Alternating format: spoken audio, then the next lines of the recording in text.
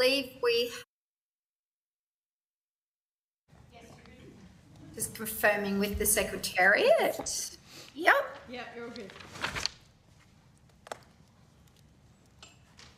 Okay. Great, fantastic. Well, welcome everybody to our hearing. I've got a few words to say at the beginning before we go to our witnesses that are here.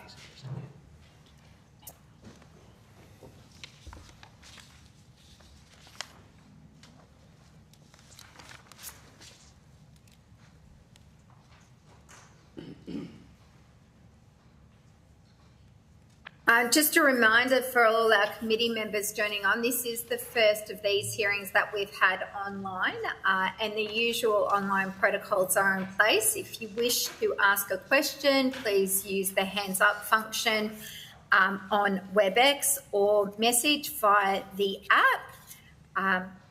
And similarly, if we've got our witnesses in the room, if you could just hands up if I miss you, I apologise, or let the Secretariat know and they will keep us on track.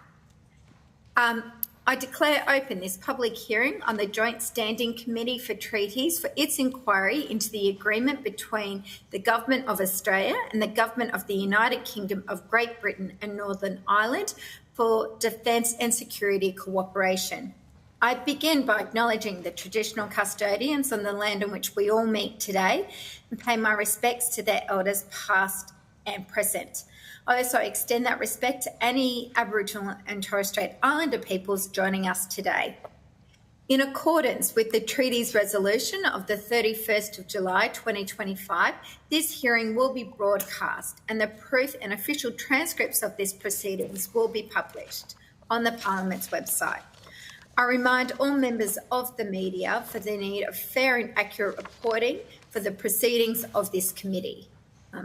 Before I invite representatives of the Department of Defence, Australian Border Force and Department of Foreign Affairs and Trade to give evidence today, I'll just quickly let members know who's present. We have our Deputy Chair, Zoe McKenzie, with us. The member for Bowman, Mr Pike, is with us. The member for Maribyrnong is with us, Joe Brisky. We've got Senator Matt Kavanagh, who's joined us, and a few others. I'm just not quite sure of their mobile phone numbers. I'm sure they'll message me so that I can acknowledge them as we go. Okay, I'll now ask our witnesses to please state their name and the capacity in which they are appearing before the committee.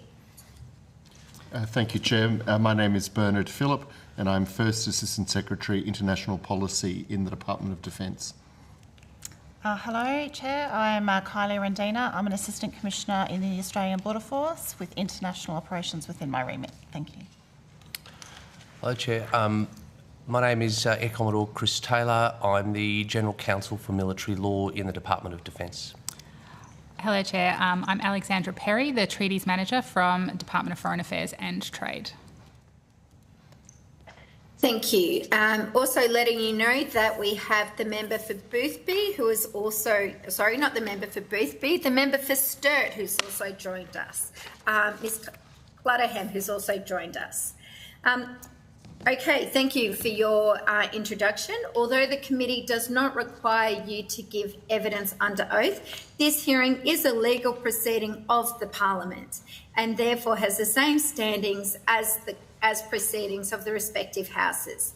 The giving of false or misleading evidence is a serious matter and may be regarded as contempt of Parliament. The evidence given today will be recorded by Hansard and attracts parliamentary privilege. It is the responsibility of witnesses to accurately record any questions on notice that are taken. Would you like to make an opening statement before we proceed to members' questions? Yes, I would, Chair. Proceed. Thank you. I would like to acknowledge the traditional custodians of the land on which we meet today and pay my respects to the elders past and present. I also extend my respects to the Aboriginal and Torres Strait Islander men and women who have served and continue to serve in the defence of Australia in times of peace and war. Chair, Defence welcomes the opportunity to appear before the committee to discuss the agreement between the Government of Australia and the Government of the United Kingdom of Great Britain and Northern Ireland for defence and security cooperation, or more simply, the Defence and Security Cooperation Agreement, or DSCA. This agreement represents a significant milestone in Australia's defence partnership with the UK. In my opening statement, I will outline the rationale for updating and replacing the 2014 Defence and Security Treaty, the key features of the new agreement and its strategic value to Australia, and the legal and operational framework it establishes to support deeper defence cooperation. The UK is our oldest and one of our most important defence partners. Our cooperation extends over a century, from joint operations in major conflicts to our ongoing commitment to a peaceful, secure and prosperous Indo-Pacific. The agreement responds to the rapidly evolving strategic environment, ensuring our legal and operational frameworks keep pace with the modern challenges and opportunities in defence collaboration. In 2023, the Australia-UK Ministerial Consultations, or AUKMIN, ministers agreed that the 2014 treaty no longer reflected the full breadth and depth of our defence relationship. Directly after signing the agreement in March 2024, Deputy Prime Minister Miles explained this publicly when he said the agreement reflects a relationship which has become much more strategic, a relationship which has a much bigger national security dimension. This new and refreshed agreement enhances our ability to operate together and streamlines arrangements for defence and security cooperation. It formalises at treaty level our commitment to consult on critical issues affecting our sovereignty and security, reinforcing our ability to respond collectively to emerging threats. The agreement also establishes a status of visiting forces framework governing the reciprocal legal status of members of a visiting force, its civilian components and dependents while present in each other's territory, a crucial element for facilitating joint training, exercises and operations. The agreement consists of 14 articles in the head agreement and 18 articles in Annex 1 to the agreement, which governs the status of Australian and British visiting forces present in each other's territories. In essence, the agreement establishes a comprehensive legal framework to facilitate seamless defence cooperation between Australia and the UK.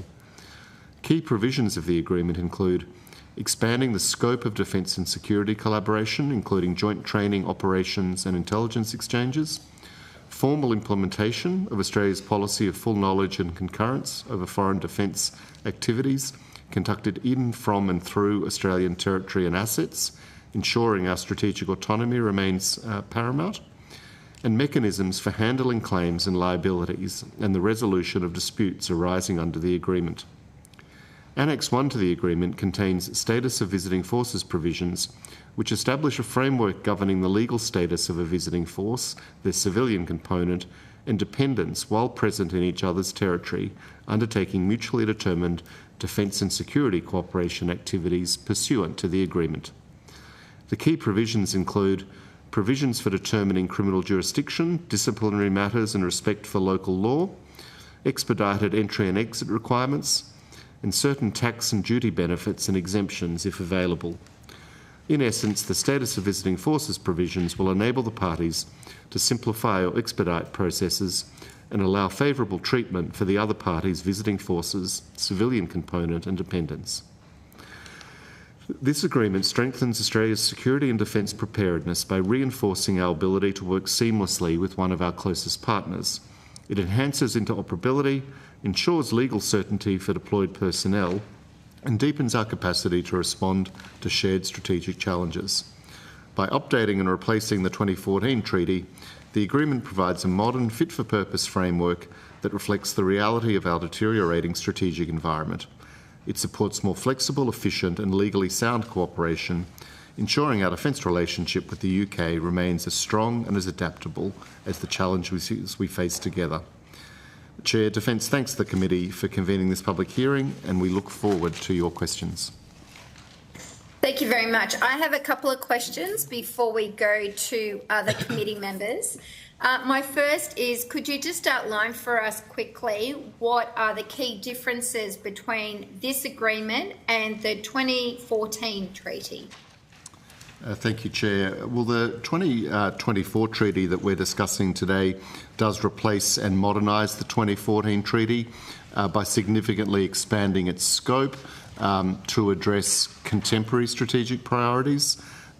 It introduces provisions for enhanced interoperability, reciprocal access to facilities, and cooperation on advanced capabilities such as conventionally armed nuclear-powered submarines under AUKUS Pillar 1 and cybersecurity, space and emerging technologies under AUKUS Pillar 2.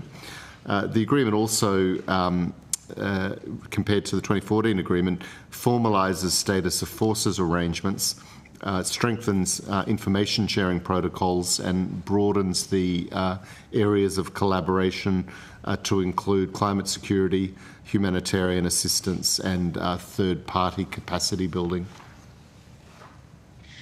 Just on that, how does this agreement interact with the AUKUS Treaty?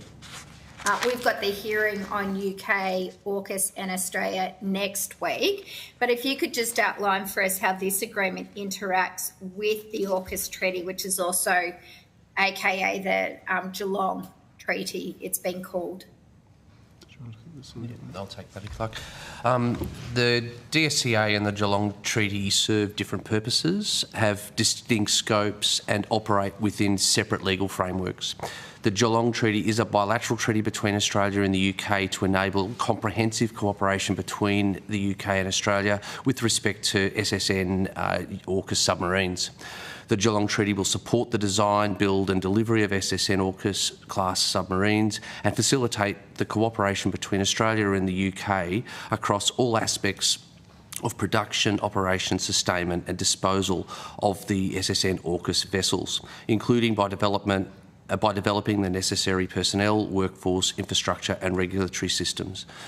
The Geelong Treaty was signed on 26th of July 25. It is not yet in force. It has been tabled in Parliament. Is going through this JSCOT process, as you indicated. In contrast, the DSCA is an overarching framework, and there are going to be aspects of the DSCA which might intersect and interact with the Geelong Treaty. But until a lot of these elements are actually pulled together, it's not quite certain as to how they're going to operate in practice down the track. But the overarching DSCA is a broader framework, and the Geelong Treaty is really focused on a specific area of capability.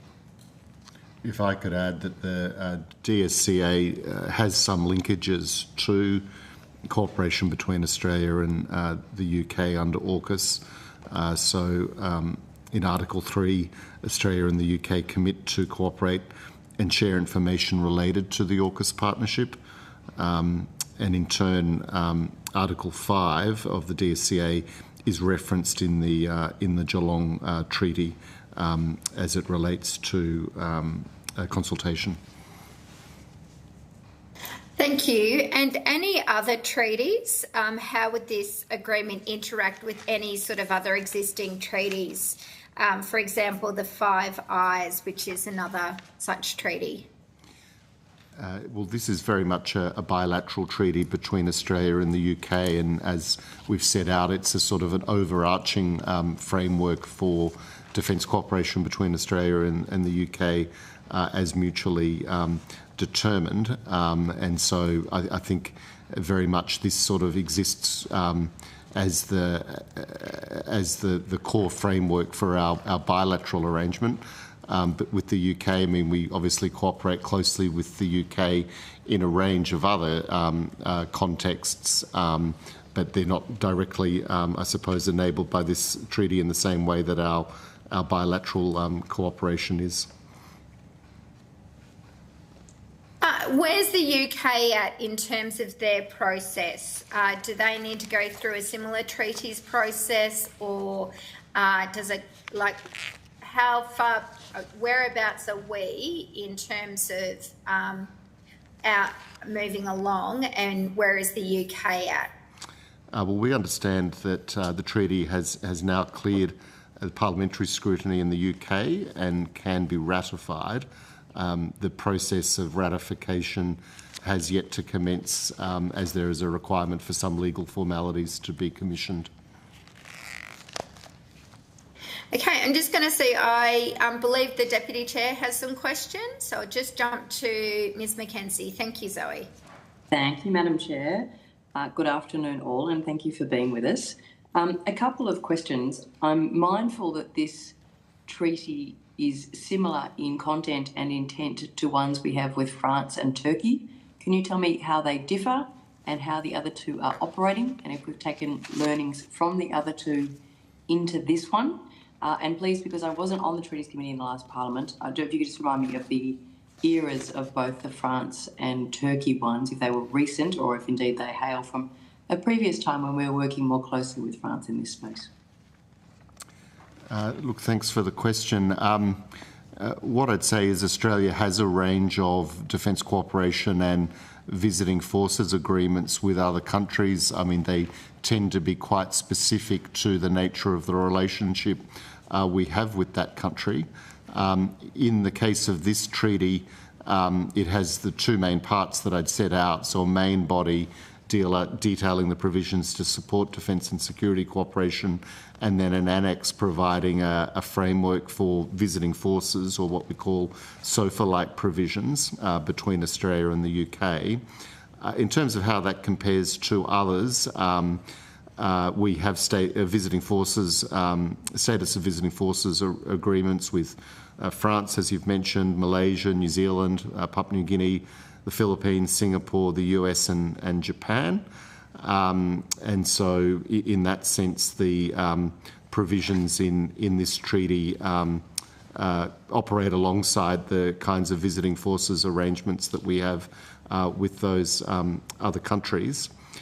In terms of the defence cooperation elements, I mean, we would say that the treaty is broadly comparable to the agreements that we have with other partners, but in the case of this treaty, and I think perhaps relative to many of the other treaties we have, it does reflect the depth and the complexity and the importance of Australia-UK defence ties. I think the other point I'd make is that this treaty does have a consultation clause. We see that as an important signal of our close bilateral defence cooperation and partnership with the UK. It's not a mutual defence pact or an alliance. It doesn't create collective defence obligations and doesn't contain provisions akin to, for example, the ANZUS agreement or the NATO treaty. But what it does do is formally mandate consultations on contingencies which may affect the sovereignty and regional security interests of the parties. And so I think that's worth highlighting as an important element of this treaty, that consultation clause. So to that end, you wouldn't actually say that they have drawn lessons from those particular ones, so Turkey and France. This isn't necessarily a evolution of those. It stands on its own. It's its own thing, albeit that there are some parallels between this agreement and what it provides for and half a dozen others that you've just mentioned. Would that be right? I think that would be a good way of characterising it, yes. Yeah. One I want to ask about costs. So Article 8 provides that each party will bear its own costs. Do you have any indication at this point in time as to what those costs might be? Did you want to cover the cost provision? And the quantum?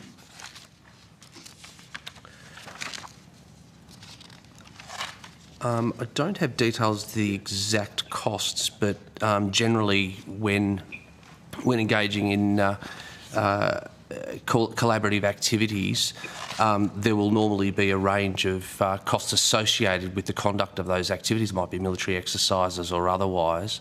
The framework is it's essentially a for example, in an exercise arrangement, if one country is bringing its equipment to Australia, UK is bringing their equipment to Australia, or vice versa, the party sending their equipment will bear that cost.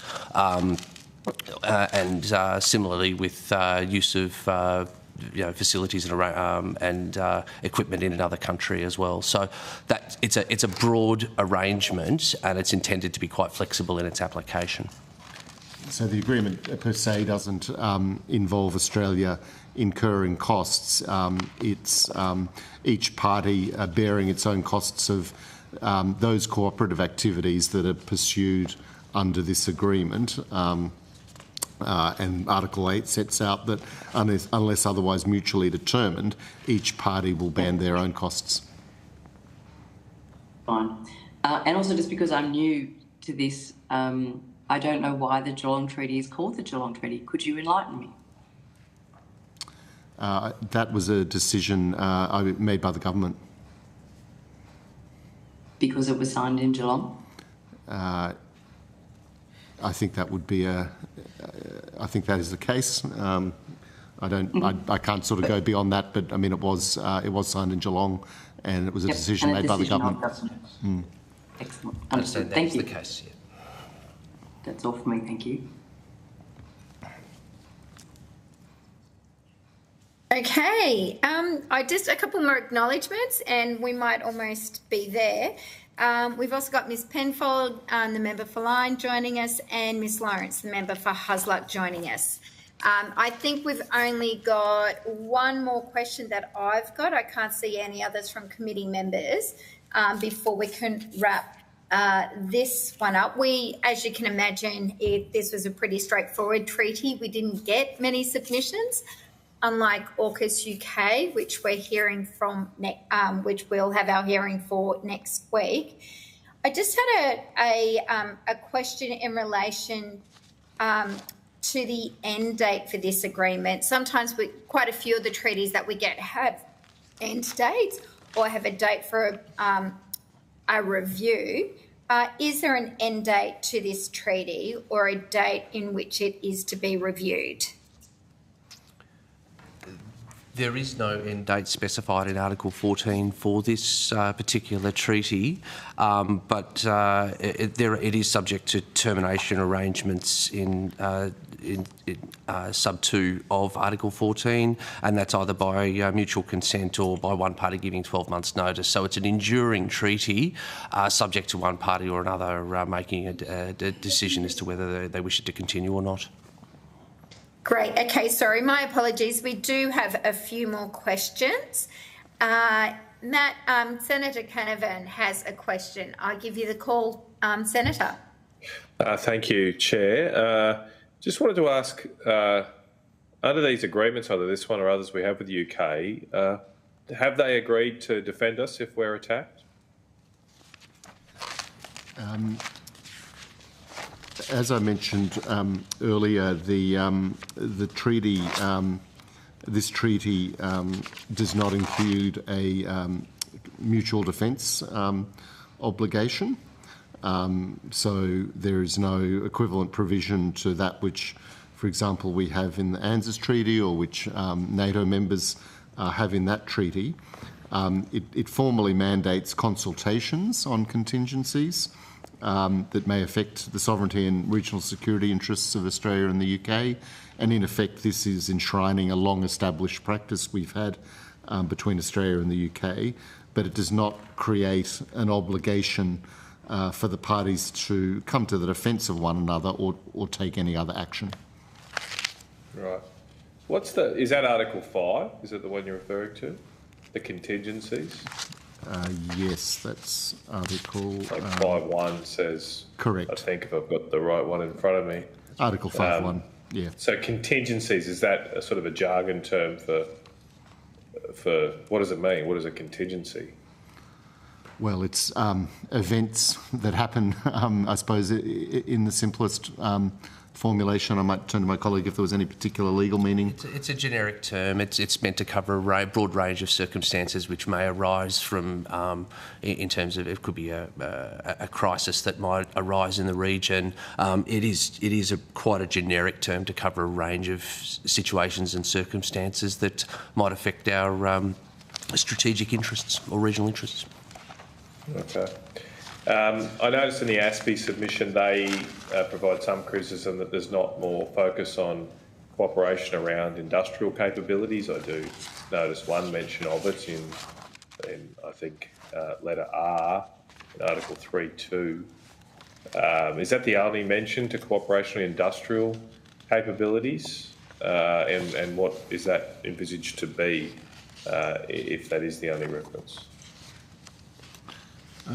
Senator, I'll have to check with my colleagues if that is indeed the only reference, but what I would say is that defence industry cooperation is a very key priority for our defence relationship with the UK. Maybe just to clarify, I'm not referring to defence cooperation per se. It's more like, when I took Aspie's comment, to me it was more the underlying industrial capacities of a country to produce steel, to have enough oil on hand, those sort of things, to support a defence effort, obviously, but going broader than just the cooperation around actual frontline defence assets.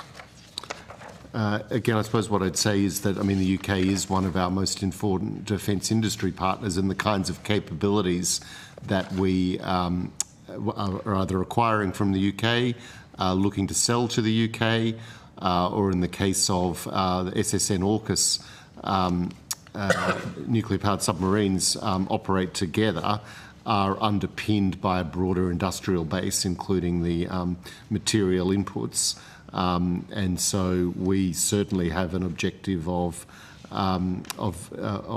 using our enhanced defence relationship with the UK to draw and pursue broader strengthening of our collective industrial base, including our collective defence industrial base.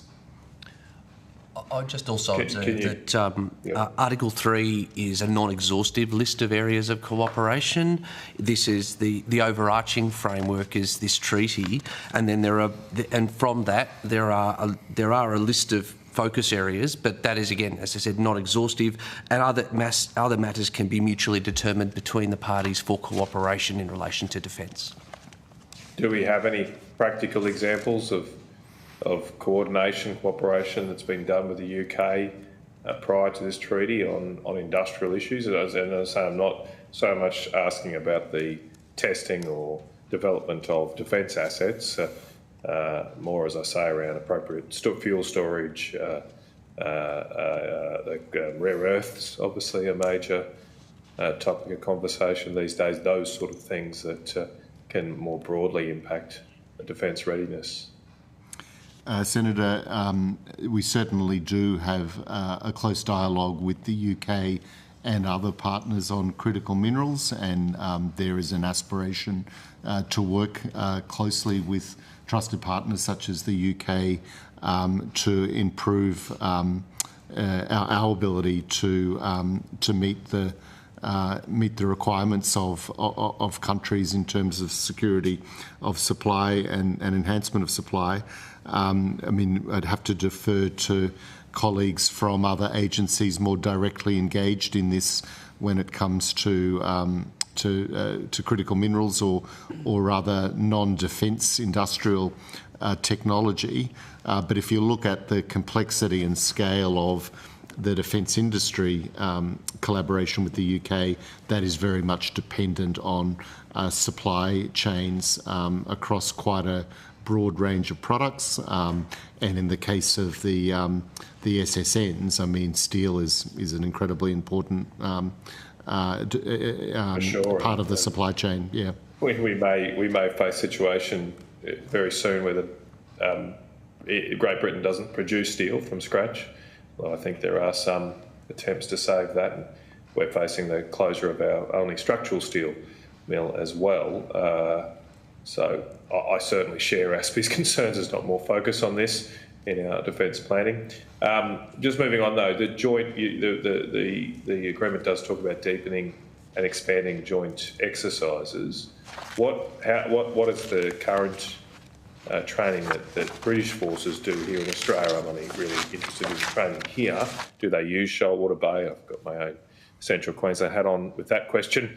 And are there any specific plans to expand exercises beyond just the aspiration here in this agreement? Senator, we have a very extensive bilateral and multilateral training and exercise program with the British Armed Forces.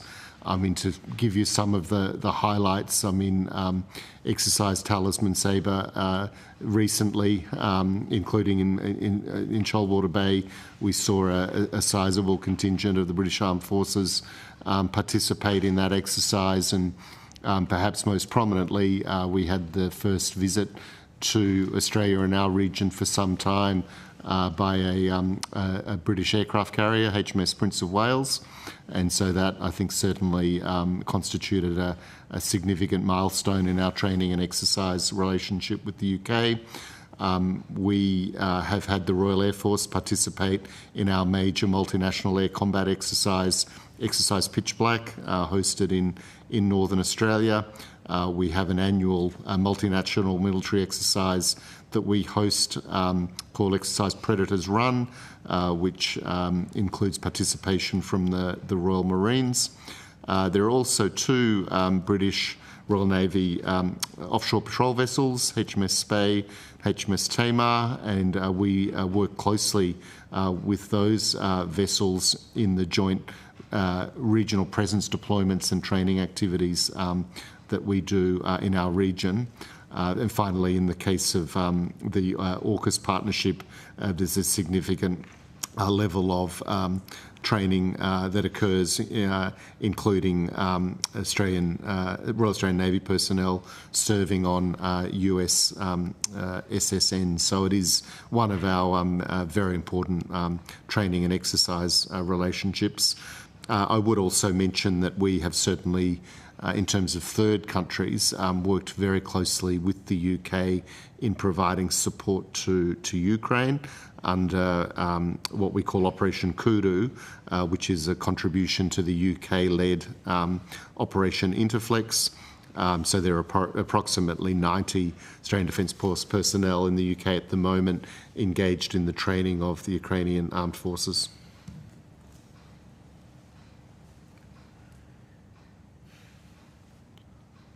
I think you're on mute, Senator. Oh. Yeah. Senator, you're just on mute at the moment. Sorry, gone on mute. Sorry, one final question, Chair, if I can, just quickly. Just in that non-exhaustive list, there's item M mentions climate security cooperation. What's that exactly? We have exchanges with counterparts in the UK and other countries on the security risks presented by climate change and some of the impacts that affect security. If I could just consult with my colleague.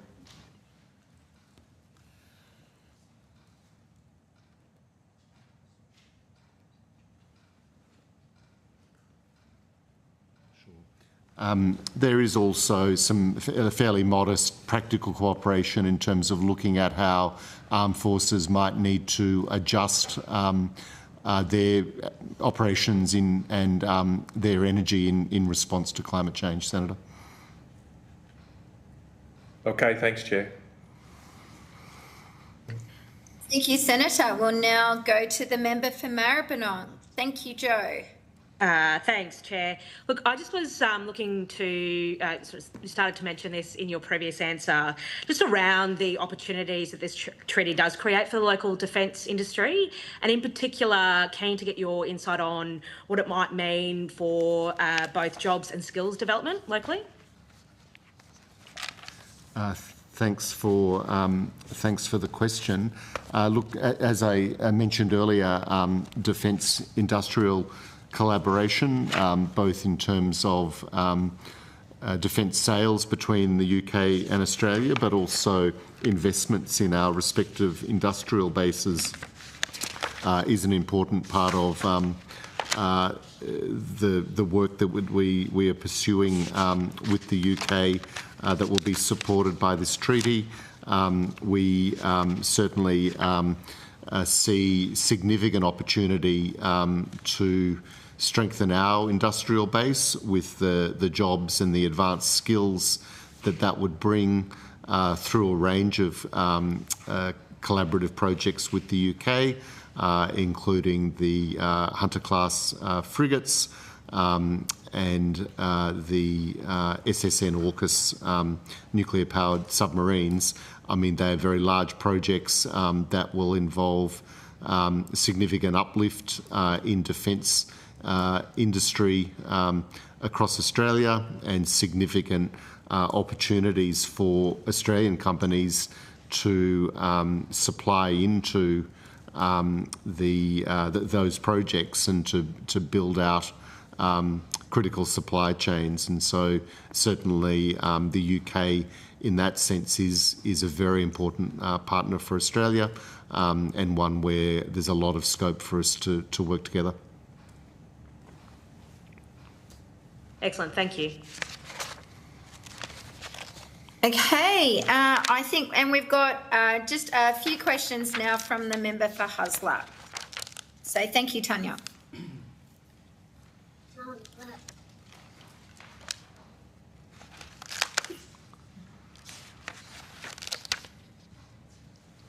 Understanding the difference between the 2014 treaty with respect to Article 10 and this version, there's obviously a lot of emphasis around the parties' responsibilities and obligations where there may be damage or loss of property, injury or death of personnel.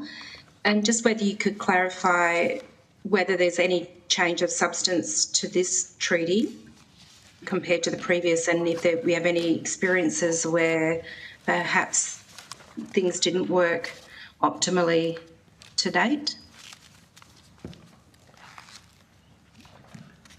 Look, my main observation here would be that Article 10 just provides greater clarity and detail to enable the parties, when engaged in collaborative activities, just to have a clearer understanding of where respective rights, responsibilities and liabilities lie for the purposes of any claims that occur as part of those collaborative activities. So the provision... where am I? Yeah, the provision is certainly more detailed here. It also takes into account what we learn and evolve in terms of the drafting and the practice in terms of our treaties in these types of in terms of these bilateral arrangements for claims and liabilities. But I think it's fair to say that it's still Article 9 of the 2014 treaty is a reasonably detailed one. This just provides a little bit more elaboration than that. So that it's not there's not changes as a consequence of some issues that have arisen from the previous treaty, the existing treaty? Not that I'm aware of, and certainly issues of claims and issues, events that arise in the course of collaborative activities, they do and will arise as part of it, and hence why we have these provisions, just to provide that clarity. But I'm not aware of any significant problem that has arisen that has resulted in the further detail here. If I could add, I think the treaty is very much about modernising our treaty arrangement so that it reflects the growth in the relationship, particularly in defence industry, through some of the capabilities I've mentioned, and in our training and exercising relationship. A second area where I think it marks a difference is just to have these visiting forces provisions. I mean, in some respects, it's perhaps an anomaly that we've operated alongside the British Armed Forces over such a long period and trained in each other's territories without a visiting forces agreement of a kind we have with the other countries I listed earlier. And so being able to formalise those provisions in this treaty we see as important. And then the third point is one that I made earlier in relation to this clause on consultation. Again, in practice, the UK and Australia have a record of consulting with each other in relation to contingencies, but this treaty formalises and enshrines that commitment to consultation, which is a significant thing in terms of the defence treaties that we embark upon. Thank you. And just one, leaning in a little bit to Senator Canavan's questions, Article 2 of the proposed treaty covers the reciprocal access and use of facilities. Are you envisaging that this will be just an ongoing regular deployment of Australians, military and civilian personnel in the context of exercises, or are you thinking it could potentially be used in conflict? And is it to all UK facilities and vice versa? Like, could we envisage a scenario where military are being deployed to, say, Diego Garcia, or are there limitations as to what's included and what's out? Are you able just to repeat which of the articles you were referring to there? Article 2. Okay, so 2E, reciprocal access and use of facilities and areas in the territory of a party by the visiting force. Look, excuse me, what I would say there is that, I mean, the overall framework for this treaty is one of mutually determined access, and so it's certainly a case that both parties will mutually determine the access and use of facilities that they provide. I mean, in practice, our reciprocal use of each other's facilities and areas has been concentrated on training and exercising. But as I mentioned, I mean, we have ADF personnel deployed under Operation Kudu in an operational way to provide training in the UK for the Ukrainian Armed Forces. And so in that sense, it will cover operational deployments. I mean, I can't sort of comment on the hypotheticals in terms of future deployments in either direction, but there is provision here for the Visiting Forces Agreement to apply to those.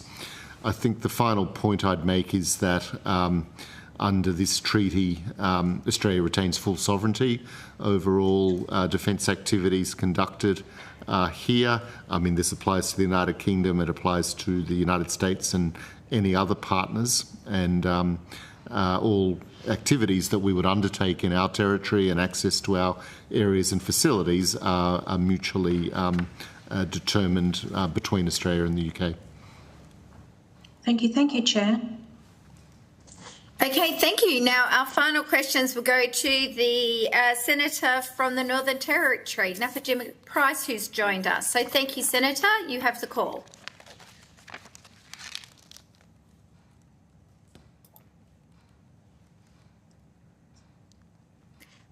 Don't forget to take yourself off mute, Senator. Yeah. Thank you. Apologies for my late arrival. Still getting the times right between the Northern Territory and everywhere else in the country. And I'm not sure if this article has been touched on yet, but with regard to Article 3, Paragraph 2, Point C, which relates to AUKUS Pillar 2, which provides for quite broad scope. A recent report by the Centre for Strategic and International Studies criticised the lack of definition around AUKUS Pillar 2's focus. It suggested that it was too broad in scope and too slow in tangible delivery, and it's recommended that AUKUS nations should consider focusing on three capability areas: autonomy, long-range strike, and integrated air defence. I suppose just some understanding around their scope, but also will there be consideration in future when amendments are made to the agreement to consider a more defined, more definition around deliverables within Article 3? Thank you for the question, Senator. Look, what we did touch on earlier in this session was that this agreement is an overall framework agreement to govern the defence relationship between Australia and the UK, and it certainly references the cooperation that we will do under the AUKUS partnership. It's not in this agreement that we would set out sort of detailed work plans for AUKUS Pillar 2 covering advanced capabilities, but certainly this treaty will provide an enabling environment for our cooperation with the US and the UK under AUKUS Pillar 2. I mean, just to comment briefly in terms of our priorities under AUKUS Pillar 2, these are very much focused on those military requirements that our joint operational commanders have told us are necessary for the three countries to decisively fight together, and certainly autonomous capabilities and long-range strike capabilities, as well as integrated air and missile defence, are areas of priority that we are pursuing under AUKUS Pillar 2. Okay, well, that was all I had with regard to my line of questions. Great, and thank you, Senator. Okay, that brings us to the end of our questions. I just wanted to throw to our witnesses just to see if you had any closing remarks before I officially conclude this hearing. Chair, no closing remarks from me. Thank you for the opportunity. Great, thank you. Thank you for your attendance today. You'll be sent a copy of the transcript of your evidence, and we'll have the opportunity to request corrections to any transcript errors. If you have been asked to provide any additional information, please forward to the Secretariat by close of business 30th of September 2025. I now declare this public hearing closed. For the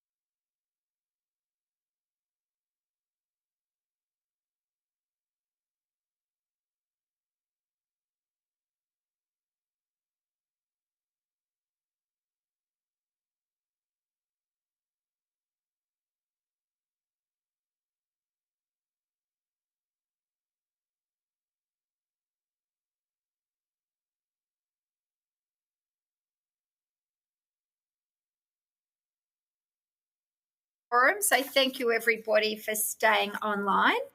I declare open this public hearing on the Joint Standing Committee on Treaties for its inquiry into the agreement between the Government of Australia and the Government of the Republic of Indonesia on the cooperation in the field of defence.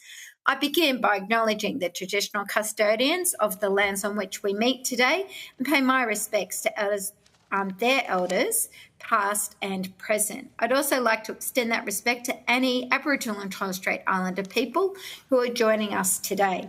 In accordance with the committee's resolution of the 31st of July 2025, this hearing will be broadcast and proof and official transcripts of the proceedings will be published on the Parliament's website.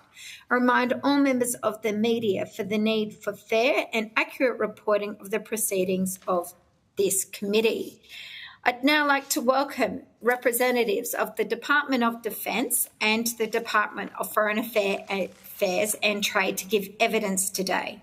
For the Hansard record, would you please each state your full name and the capacity in which you are appearing before the committee? Thank you, Chair. My name is Bernard Phillip. I'm First Assistant Secretary, International Policy Division in the Department of Defence. Good afternoon, Chair. My name is Air Commodore Chris Taylor. I'm the General Counsel of Military Law in the Department of Defence. I'm Alexandra Perry, the Treaties Manager from Department of Foreign Affairs and Trade. And Chair, I'm Lauren Bain, First Assistant Secretary, Southeast Asia Maritime Division at the Department of Foreign Affairs and Trade. Thank you. Although the committee does not require you to give evidence under oath, this hearing is a legal proceeding of the Parliament and therefore has the same standings as proceedings of the respective houses. The giving of false and misleading evidence is a serious matter and may be regarded as contempt of Parliament. The evidence given today will be recorded by Hansard and attracts parliamentary privilege. It is the responsibility of witnesses to accurately record any questions on notice that are taken. Would you like to make an opening statement? Yes, I would, Chair. I would like to acknowledge the traditional custodians of the land on which we meet today and pay my respects to their elders past and present. I would also like to pay my respects to the Aboriginal and Torres Strait Islander men and women who have defended Australia in peace and war. Chair, Defence welcomes the opportunity to address the committee on the agreement between the Government of Australia and the Government of the Republic of Indonesia on cooperation in the field of defence, or more simply, the Defence Cooperation Agreement, or DCA. As the Prime Minister said, there is no country more important to Australia than Indonesia. We have a long history of cooperation and friendship. The DCA with Indonesia, underpinned by the Lombok Treaty, is a strong signal of our shared intent to promote a peaceful, stable and prosperous region where international law and sovereignty are respected. The DCA supports our already complex defence relationship spanning around 20 annual joint exercises and a large education, training and exchange program. In my opening statement, I will outline the strategic rationale underpinning the DCA and the DCA's purpose and scope. Australia's security is inextricably linked to the Indo-Pacific. Both the Defence Strategic Review and the 2024 National Defence Strategy outline an increasingly complex strategic environment. When Deputy Prime Minister Miles signed the DCA at the Indonesian Military Academy in Central Java on the 29th of August 2024, he said, "As one of our closest neighbours, Australia's relationship with Indonesia is essential to our nation's security and prosperity. The DCA reflects our mutual determination to grow the defence partnership in support of the global rules-based order. By deepening interoperability between our armed forces, the DCA will also make it easier to help each other in times of need, such as when the Indonesian Armed Forces sent engineers to support our bushfire response in the Blue Mountains in early 2020. Thousands of members of the Indonesian Armed Forces, or TNI, have received training in or from Australia, including the current President and Defence Minister of Indonesia. These educational and professional exchanges continue to grow.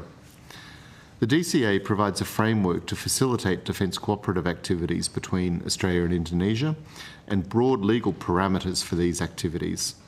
These activities include enhanced practical cooperation and interoperability between our defence forces, in areas such as maritime security, counter-terrorism, humanitarian and disaster relief, logistics support, education and training, and defence industry, as well as future areas of cooperation to be mutually determined. At present, ADF personnel conducting activities in Indonesia are subject to a 2012 Defence Cooperation Arrangement, which was last renewed in 2021. This DCA replaces the 2012 arrangement, which is a non-binding less than treaty status agreement, with a treaty-level legally binding agreement. The DCA includes provisions that clarify the operation of the visiting force's own military law system and its interaction with the criminal law of the host state, clarify responsibilities for funding participation in cooperative activities, oblige Australia and Indonesia to consult in good faith if visiting military personnel, civilian component or a dependent is suspected of having committed an offence which may attract the death penalty, taking into account each other's respective domestic and international obligations, and describe how we would deal with claims against each other. The DCA also allows the groundwork for future subsidiary arrangements to further define and simplify procedures. Chair, we thank the committee once again for convening this public hearing, and we welcome your questions. Thank you. I have a few questions before we go to committee members, I guess, a bit more of the nuts and bolts questions. Why do we need to go to a binding treaty under international law? You acknowledge that this is replacing an existing agreement already with Indonesia, but why do we need to go to this, I guess, next level of having a treaty that is binding under international law? Chair, we regard this as a fit-for-purpose treaty that will deepen our defence cooperation and reflect the nature of our partnership, our respective strategic outlooks and policy approaches, and doing so in a binding treaty-level commitment is a symbol of, it signals the strength of the relationship and the depth of our commitment to the relationship. Doing so in a defence cooperation agreement at treaty level allows us to conduct more complex activities and, as I say, signals that shared commitment. Can I ask then, what are the big differences between the two treaties? So the previous one and the new one? I think this treaty represents a modernisation of our arrangements in terms of allowing for a wide scope of activities that Australia and Indonesia can cooperate in together. It does include particular arrangements in terms of the treatment of our personnel when they're operating in each other's country, which my colleague Commodore Taylor might be able to go into more detail around those. And to have this conducted at a treaty level, again, compared to the previous defence cooperation arrangement, is a signal of the strength of that commitment.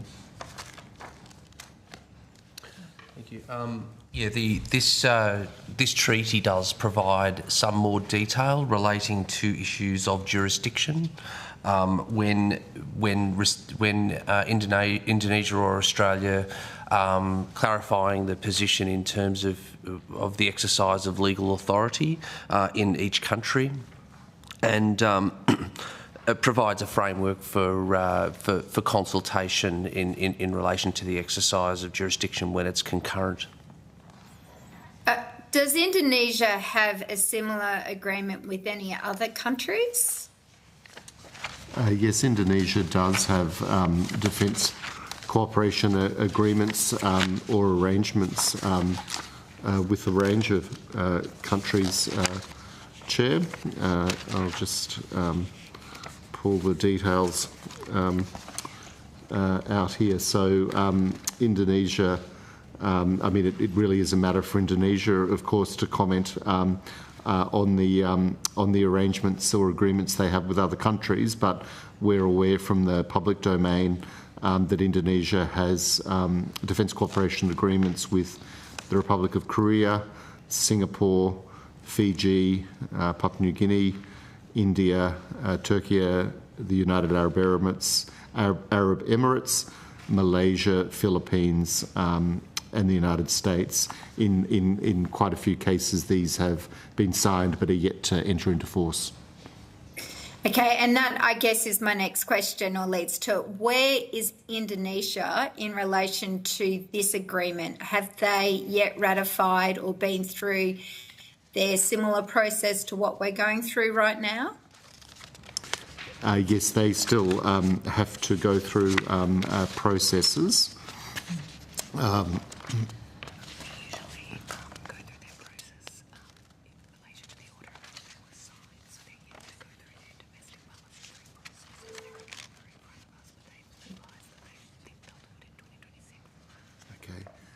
So my colleague is just telling me that typically Indonesia will go through their processes based on the order in which they will have signed defence cooperation agreements.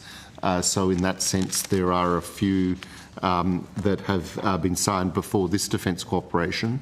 And we sort of are in contact, obviously, with Indonesian counterparts in terms of when those processes might be complete. In the case of Indonesia, we expect it will require a parliamentary approval process and the development of implementing legislation. And do you have a timeline from Indonesia on when they hope to complete that process? Look, it's a matter for Indonesia, of course, but I mean, we anticipate it potentially be done next year. And as I say, we remain in contact with the Indonesian side on them following their processes, which are a matter for Indonesia. Okay, I'm just going to pause there and jump to our Senator for WA that is with us. I believe he's in the room with you, Senator Gosh. Thank you, Chair, and thanks to the witnesses for being here today. You've referred to interoperability in your opening statement, and there's reference to it in the terms of the treaty itself. I'd be interested in your view on the level of interoperability that exists between Australian and Indonesian Defence Forces currently, and what the sort of goal or where you'd like to be as a result of implementing this treaty. Thank you, Senator. Look, we have a goal of enhancing interoperability in our most important defence relationships. In the case of the United States, for example, we seek to pursue and are able to achieve exceptionally high levels of interoperability. We share that interoperability goal across our key relationships in Southeast Asia with partners such as Singapore, Malaysia, Thailand, Philippines and Indonesia. We pursue that interoperability through a wide range of cooperative activities. And what we find is that interoperability will be enabled by having a good understanding between TNI and ADF of how each other operates. That can be enhanced when TNI personnel come on ADF training courses in Australia under our Defence Cooperation Program, and we offer around 110 places to TNI personnel each year. Interoperability is also enabled by our training and exercising together in collective activities, and we have, as I'd mentioned, a fairly wide range of exercises between the ADF and the TNI. I think one that I would highlight would be exercise Keris Woomera, which is held every 2 years, was last held late last year, which involves a sizable deployment of Australian Defence Force personnel and assets to Indonesia to conduct a high-end exercise alongside the TNI forces. We have also participated in exercise Super Garuda Shield, which is a multilateral land exercise hosted by Indonesia and the United States, and we very much welcome the opportunity to exercise and train alongside the TNI with other key partners in the region. So we're certainly pursuing a range of activities to achieve interoperability. And the purpose of interoperability is really just being able to work alongside each other to respond to particular challenges or opportunities. It could be humanitarian assistance or disaster relief. It could be enhancing our maritime domain awareness. What are the major challenges that you anticipate in transitioning from exercises to co-deployments or actual missions with the Indonesian military? Senator, I mean, the Australian Defence Force trains and exercises in order to be prepared to carry out operations and missions, and so that is sort of the essence of training and exercising, of the development of personnel and of preparedness, which is a significant priority for defence and for the Australian Defence Force. And the design of the activities that we do with key partners isn't premised on us participating in any particular contingency. I think it's more building the habits of cooperation and understanding that would enable us to operate together if the situation arose. In the case of Indonesia, I mean, the TNI conduct a range of missions, including participation in UN and international peacekeeping operations, and so we're mindful that there may come opportunities for us to do missions with Indonesia in future years. Finally, I think I'd emphasise the importance, given our geography and the fact that Australia and Indonesia are maritime nations, of working together in the maritime environment. And in the first instance, that means having an understanding of the maritime domain, and that's a key focus for our defence relationship with Indonesia. Thank you. In respect of the dialogue contemplated by Article 5, it specifies representatives of each party and to be co-chaired by the Secretary-General of the Ministry of Defence of the Republic of Indonesia and the Secretary of the Department of Defence in Australia. As a sort of practical matter, who is it anticipated would attend this dialogue?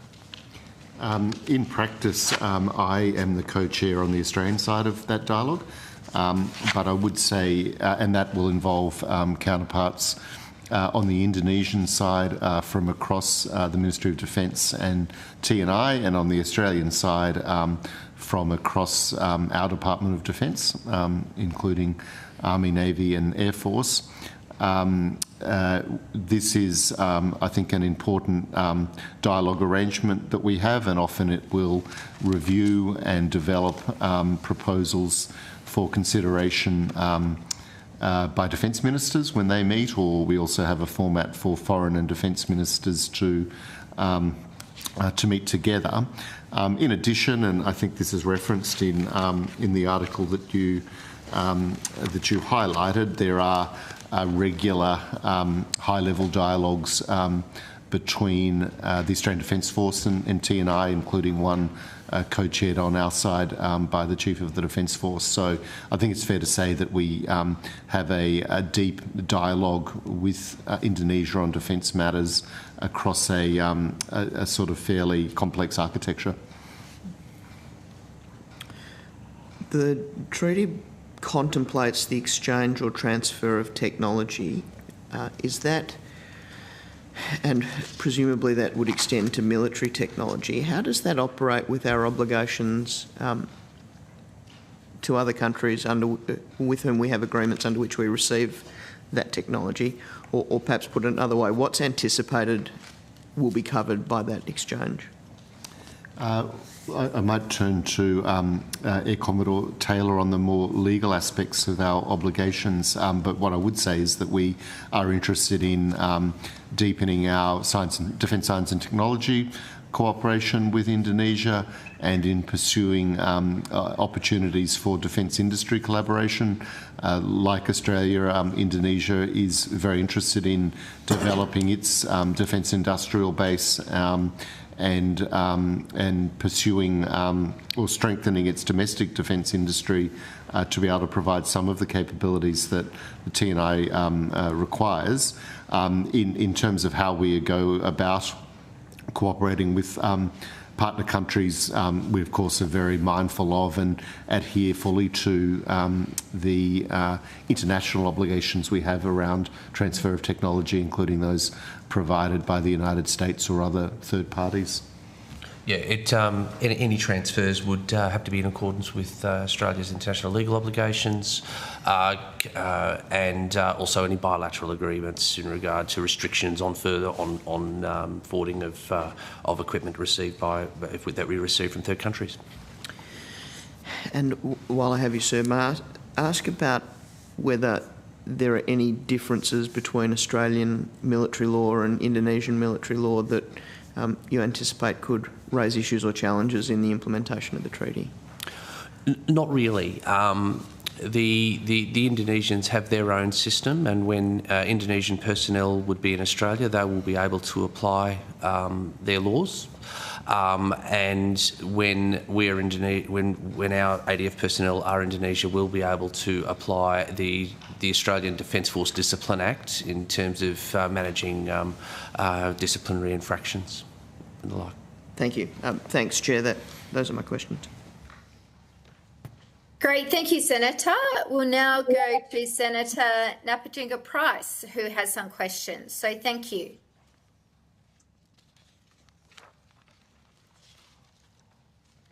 You're just on mute, Senator. Great. Thank you. Look, I'm appreciating that obviously Indonesia conducts military exercises with Australia and the United States and others. I suppose we saw prior to the election the bilateral naval drills between Russia and Indonesia in Indonesian waters, which raises some concerns given Russia's invasion of Ukraine. In April, the military publication James reported that Russia had requested to base long-range warplanes in Indonesia on Biak Island, which was, of course, refuted by the Indonesian government. But I suppose a question for officials is how have these events had any bearing on the agreement and what are the risks? Well, Senator, and I might turn to my colleague Dr. Bain also in terms of the broader foreign policy aspects, but Australia respects Indonesia's right to make sovereign decisions about its engagement with foreign governments. And as you point out, it has pursued some cooperative activities with Russia and other countries. For Australia's part, our position on Russia and its actions around the world is clear, and we condemn Australia's illegal and immoral invasion of Ukraine and have been working to provide Ukraine with support, including through the training under Operation Kudu and the provision of defence materiel assistance to Ukraine. We, in our relationship with Indonesia, we're very much focused on working to deepen defence ties and shape a region, our Indo-Pacific region, that is peaceful, stable and prosperous. In our discussions with partners, including Indonesia, we make very clear our position on Russia and its war in Ukraine. Okay, so there's no sort of any concern that we should have as a nation with regard to risk in terms of that the healthy relationship, I suppose, between Russia and Indonesia. Well, as I say, I mean, it is as a sovereign country, it is very much a matter for Indonesia to pursue the relationships that it seeks to pursue. For Australia's part, we have concerns about Russian behaviour, not only in Ukraine, but in other areas, including in our region. And in that respect, I would highlight the relationship between Russia and DPRK as something that we are concerned by and would see as quite destabilising. So we certainly make clear to our partners our views on Russia and their presence in the Indo-Pacific region. Senator, if I may add, very much associate myself with Mr Phillips' comments. As you alluded to, when there were those reports relating to potential Russian requests around a presence in BIAC or a rotational air transit, the DPM did seek assurances from Indonesia at that time and received them, as was reported. And I would just cite Foreign Affairs Ministry spokesperson who said Indonesia has never given any country permission to build or possess a military base in its territory. So as Mr Phillips said, we do make our views on Russia's immoral and illegal invasion of Ukraine very clear to our partners in the region. It is, as Mr Phillips said, a matter for Indonesia to decide how it pursues its international relationships. Thank you. Thank you. That's all I have. We've got my questions. Thanks. Thank you, Senator. I just wanted to see if the member for Haslak did have a question. Thanks. It's probably a clarifying question to one of your opening questions, Chair, just around the impact of this agreement being legally binding. And I would just appreciate your advice around what the impact you see this having on Indonesia's policy of neutrality. Like, does it have any bearing on that? Does that change things at all? What I would say is Indonesia has a very well-established foreign policy that you, I think, have characterised accurately. This agreement does not, I think, alter that core feature of Indonesian foreign and defence policy, and equally it doesn't create any mutual, say, defence obligations on the part of Australia. It's not a mutual defence treaty and does not involve the obligations that Australia has under the ANZUS Treaty, or say that NATO member states have through the NATO organisation. It really is a case of being a treaty that enables, through mutual determination, defence cooperation that both sides would look to pursue. Thank you. And just because obviously you're returning to the mutual obligations and agreements is sounding very much like it's a time and place and circumstantial,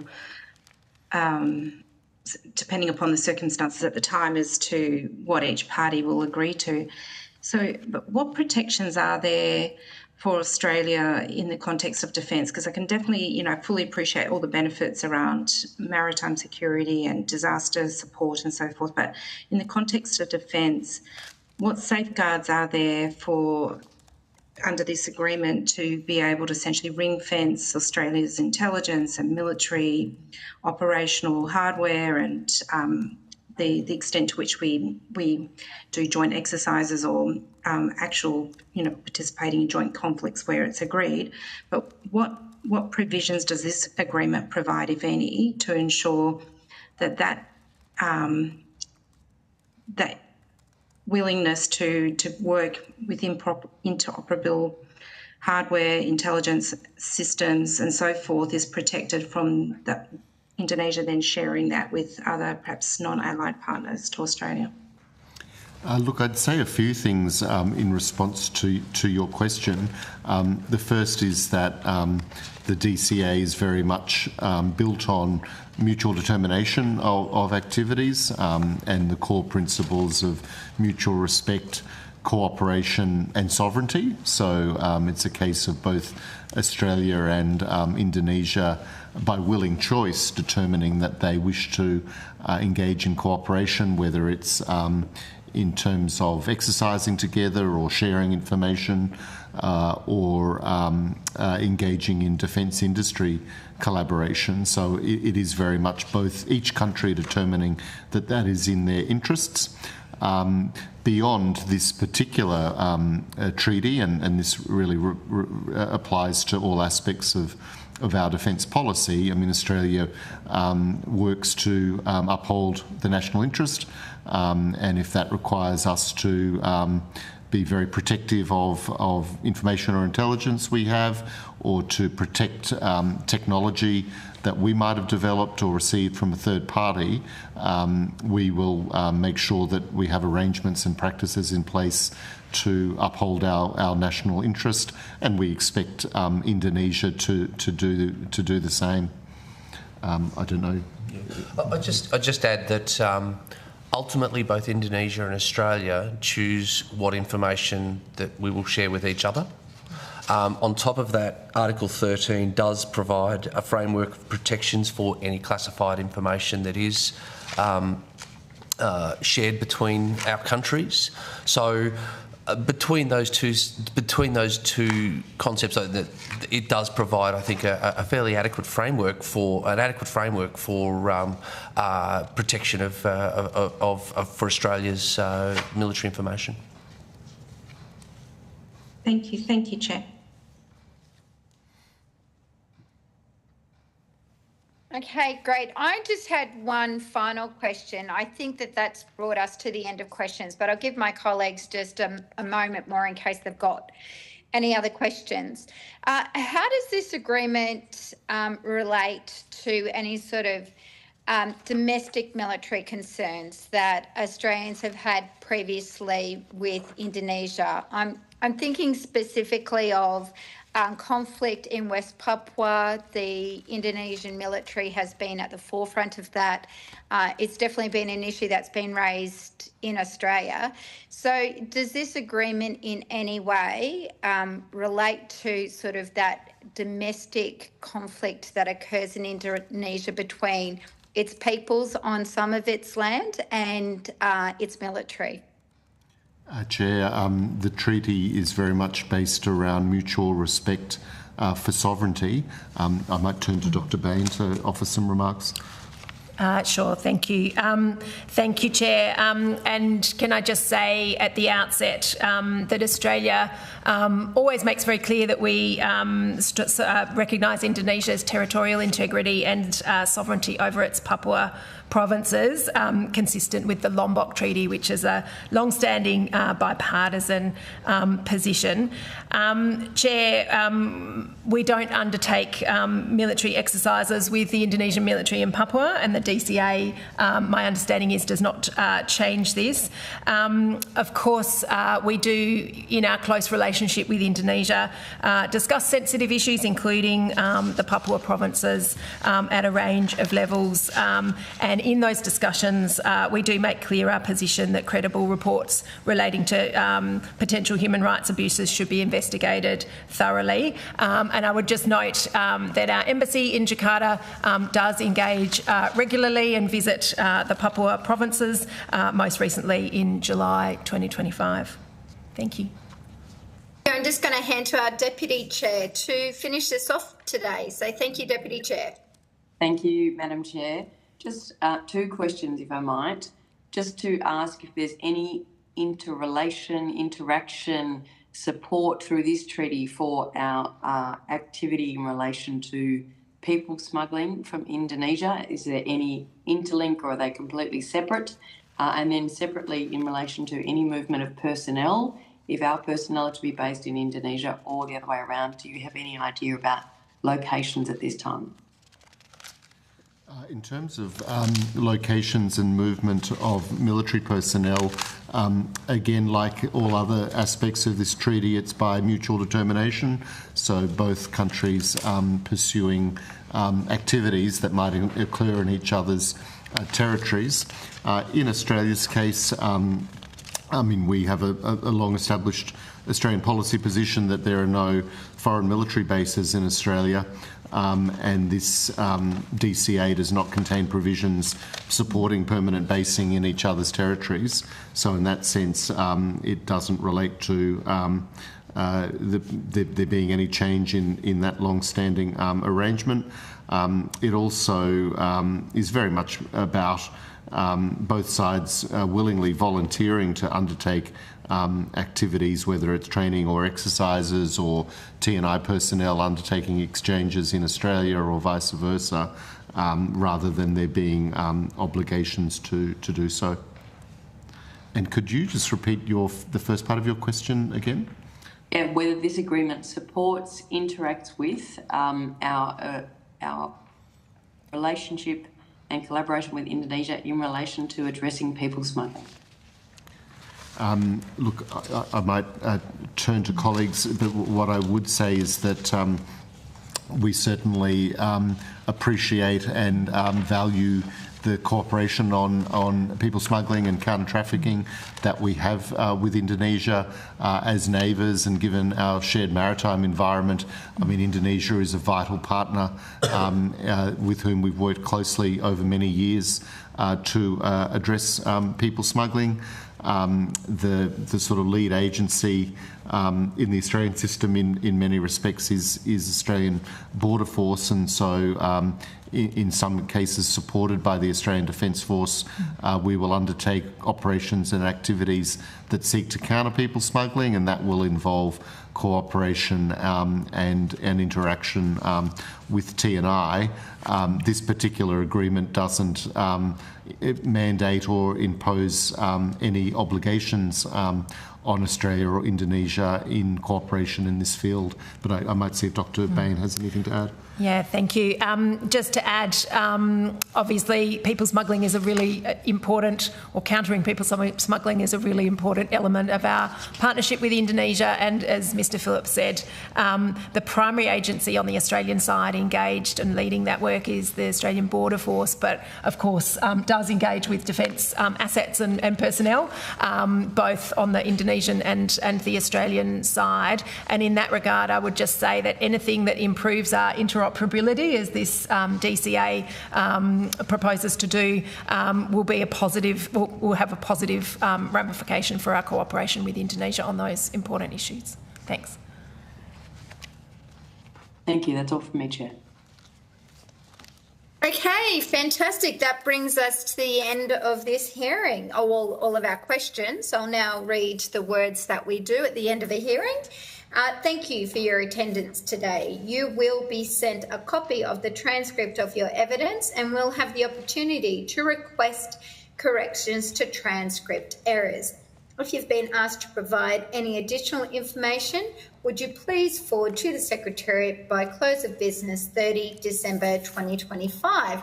And I now declare this public hearing closed.